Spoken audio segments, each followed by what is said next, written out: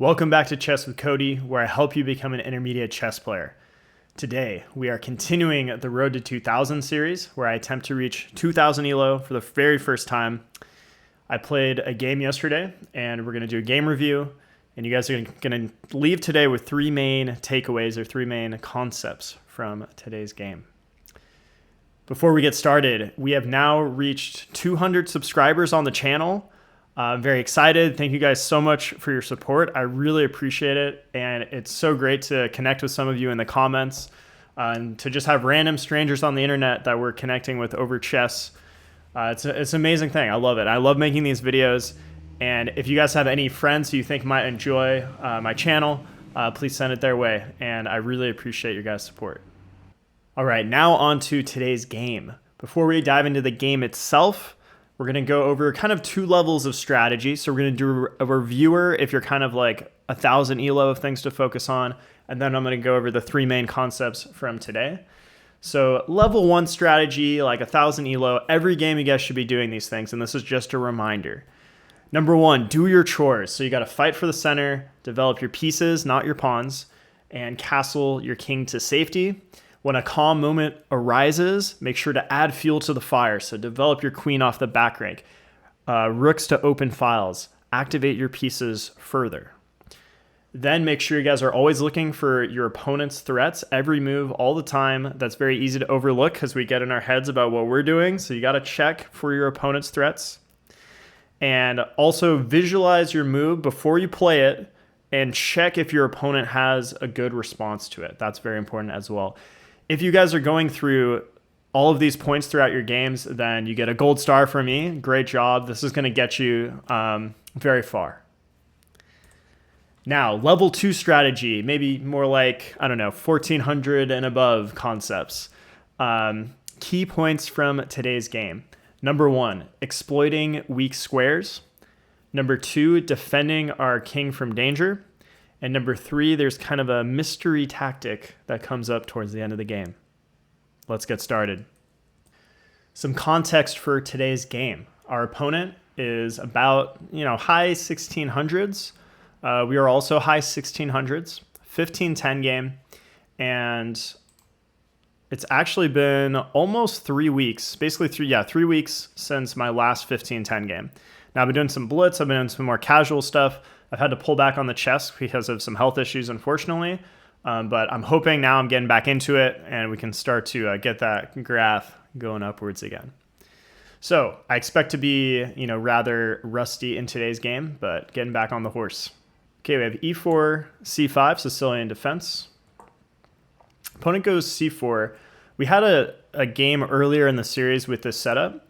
And the computer says this is a book move, but the downside of this move is it creates a permanent weakness on the d4 square because there's not a pawn here or here that can control this square at some point. So we get a permanent clamp on this, and that's going to be my plan throughout this game.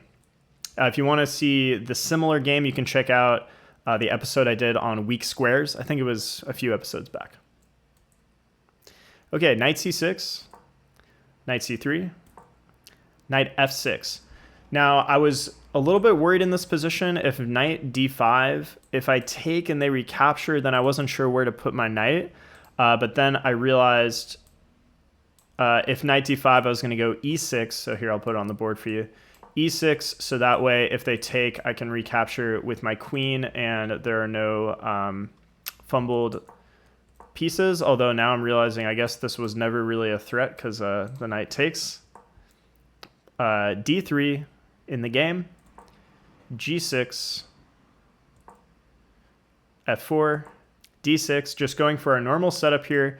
And our plan is to basically really clamp on these dark squares while we do our normal developing moves. Bishop E2, Bishop G7, Knight D5, I castle. Opponent plays knight f3. And now I had to figure out where to put this bishop. I considered fianchettoing, so maybe doing something like this. But I realized that this diagonal might stay closed for the rest of the game because of this pawn formation. So instead, I decided to go bishop g4, which was also a move I played in that prior episode, as was a move played, I think, in the Naroditsky game that I mentioned in that prior episode, where basically we want to trade off this knight because the knight is controlling d4, and we'd like to, at some point, place our knight on d4 where it will be unassailable later in the game. So taking their knight is a good way to further weaken this square. Castles, rook b8. Now in this position, I wasn't super sure where to move, to be honest. But the idea with this is I can maybe play b5, maybe open the b file, get some sort of activity along this file, and then maybe along, this direction or something like that. Bishop e3, which was a slightly annoying move because I'd like to put my knight on d4 at some point, but I don't want them to be able to trade my knight off. So this was, in my opinion, a good move by white. Knight d7. Now, I wasn't super sure what to play in this position, but my idea here was kind of a 1-2 punch. So number one, I'm hitting this pawn. White can't move it because then the rook gets hit, so they probably have to defend. Then I wanted to play e6 to kick away white's knight, which is white's most annoying piece in this position. So that was my plan. h3 though now from white. And I think this is a bit of a blunder because after takes, recapture, now we win a pawn.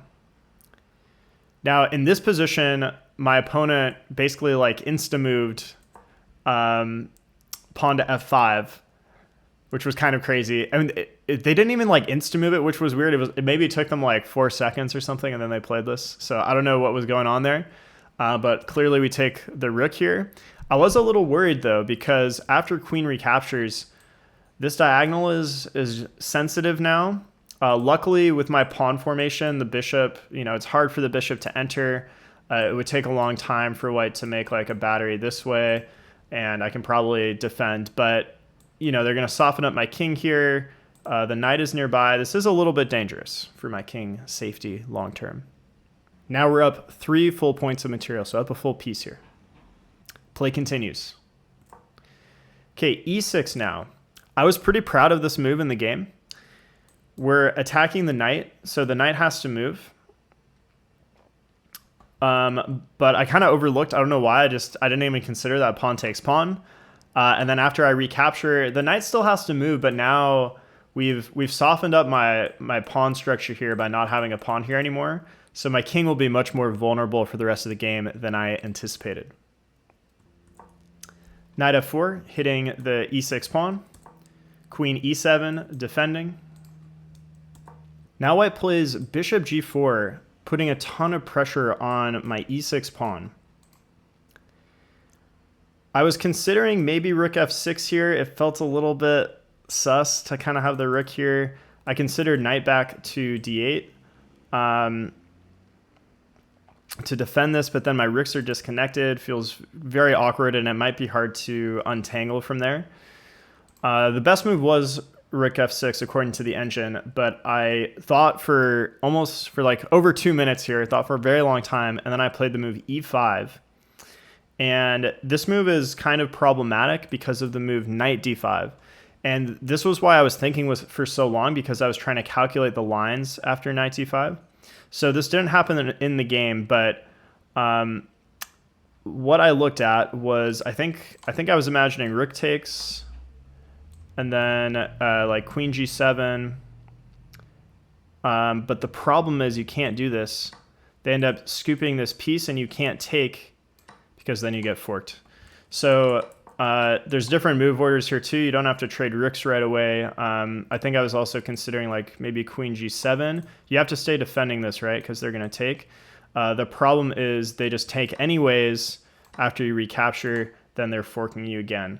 So, and you have to give up the exchange here. So yeah, very complicated position. Fortunately for us, our opponent did not see that and instead played this check, which kind of startled me though, because I did not consider this move in the game.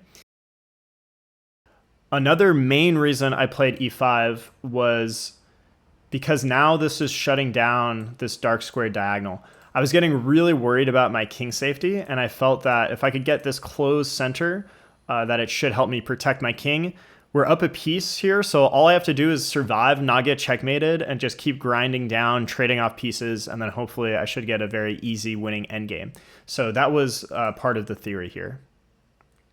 And I was debating, do you come up here? Do you go in the corner? It's kind of sketch either way. I decided to play king to g7, which was not the best move. The best move was king to the corner, and we will see why partly in a second. Basically, it just would have been safer there. White played bishop to d5, cementing the bishop on a pretty annoying square, very central, and also creating the threat of knight to e6, forking the king and rook. So we have to figure out a way to stop this fork. So maybe pause and think, what would you guys play in this position?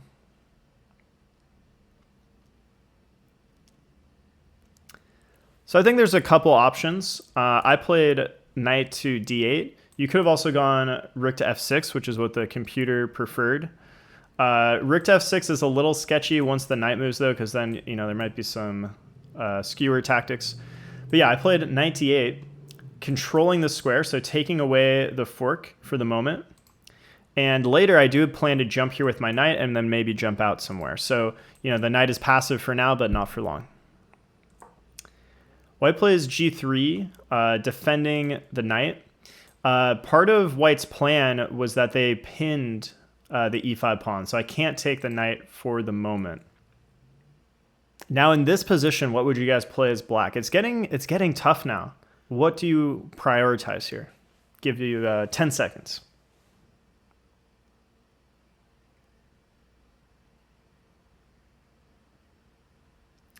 My priorities here were to try to get rid of these threats. So the move I played in the game was knight f6, very strong multi-purpose move. The computer agreed this was best.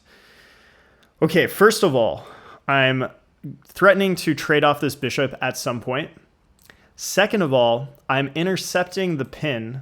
So now I am threatening to take the knight because my knight is protecting my king. Multi-purpose move.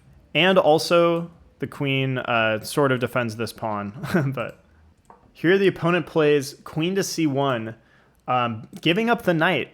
So a bit of a blunder.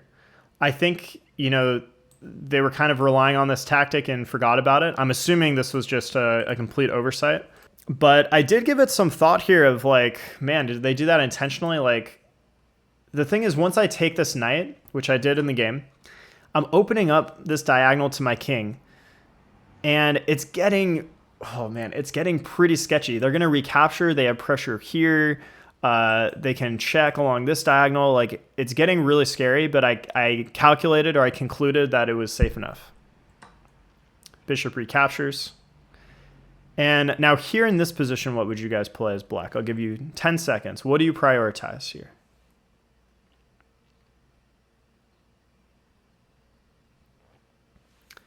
So I overlooked a tactic in the game. I was focused on mobilizing my pieces. Now, you could take this bishop right away, but the thing is, if you do, then this knight is super unhappy, right? Because it just can't get out. So first, I decided let's go knight to e6. Oh, now the computer says this was the best move. Okay, cool. So this is what I played in the game. Knight to e6, hitting this bishop, threatening to come to the d4 square, which we've intended to get to the entire game to capitalize on this weak square.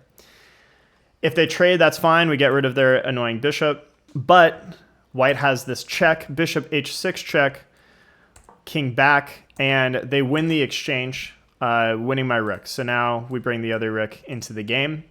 Play continues. Queen to g5. The knight is pinned, so I can't take. And here I decided it's time to get rid of this annoying bishop. And this move works because it defends the queen. Otherwise, my queen would be hanging. White takes my knight here. And now in this position, what would you guys play as black? I'll give you 7 seconds. This one's somewhat easier. So I traded rooks. We're up a ton of material here. We're up 3 points of material still. We want to just simplify, try to trade everything off. If I can just trade the queens, this is a super easy win. Here I played king g7, getting out of this pin, so now my knight can move. King to g2. Now, in this position, I noticed I noticed a problem in white's position. So think for like 10 seconds here. I'll give you guys some time. What's something you can maybe exploit? What's a problematic feature of white's position?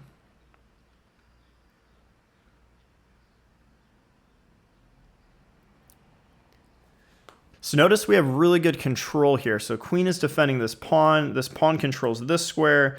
All of this is really solid. The knight's controlling here. This pawn's controlling here. That's your hint. These pawns control these squares. Now, if you haven't noticed it again, I'll give you 10 more seconds with everything I just pointed out. What is the problem with white's position here?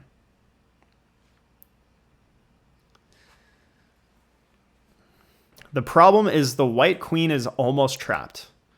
The white queen has literally no safe squares to move to at the moment. And I became aware of this at this moment in the game. But I'm also low on the clock here. So I have less than 2 minutes. My opponent has 9 minutes. I intuitively played knight to d4 just because I need to make a move. This can't be a bad move. Play continues. Opponent plays a4. I play h6 with the idea to really control all of these squares. I was trying to avoid the situation where they go like h4 and then create a safe anchor point for their queen. So h6, it wasn't actually necessary, it turns out, but this was my idea. Opponent plays h4. Now in this position, what would you guys play as black? I will give you 10 seconds.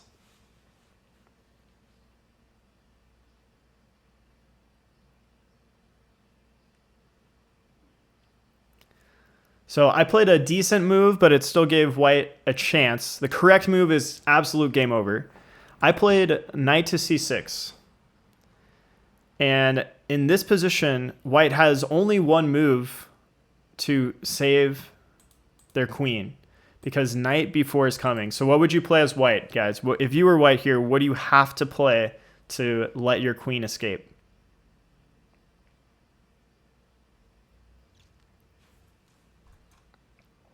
Best move is pawn to e5, giving up a pawn but letting your queen run to safety. My opponent did not see this. And we played knight b4. Game over. Game over. The queen cannot move. Totally locked down in the middle of the board. Just a beautiful finish. I really love this game. Let's go back just a couple seconds here. In this position, if you found knight to c2, you are a god, because knight to c2 was the top computer move, and you're threatening the immediate fork of the king and queen. So white has to do something. They have to like move the king, and then you immediately jump back in knight b4. So you don't give white any time. It's just this quick boom. You can't do anything. Boom, your queen is trapped. So I didn't quite find the most efficient finish, but we did deliver a pretty savage victory that put us back above the 1700 ELO mark. Let's go over the three main concepts from today's game. Number one, exploiting weak squares. So our opponent created that weakness on d4 after their second move of the game, and we designed our entire strategy around that asset. Number two, defending our king. So even though we were up a piece for a lot of this game, it was still, they had a lot of pressure on our king, and we had to be resourceful for how to defend and maneuver against our opponent's attacks. And number three, trapped pieces. So the way to spot those kind of, hey, I'm going to trap the queen. The way to spot those tactics is to realize that the queen doesn't have many legal moves. Anytime a piece doesn't have many legal moves, that should be a trigger for you guys to look for trap piece tactics. And in this case, that is what won us the game. And if we look at the game review stats and look at the graph here, I'm really proud of today's performance. So basically we just got more and more of an advantage and kept grinding that advantage bigger and bigger. I had this one little misstep with this pawn to e5 move, which gave white a little bit of a chance. But then from there, again, we just kept grinding and grinding the advantage until we won. And pretty high accuracy, pretty high game rating. felt really great to get back into playing some games. I hope you guys enjoyed today's video. If you did, make sure to drop a like. I will see you next time. Thanks a lot.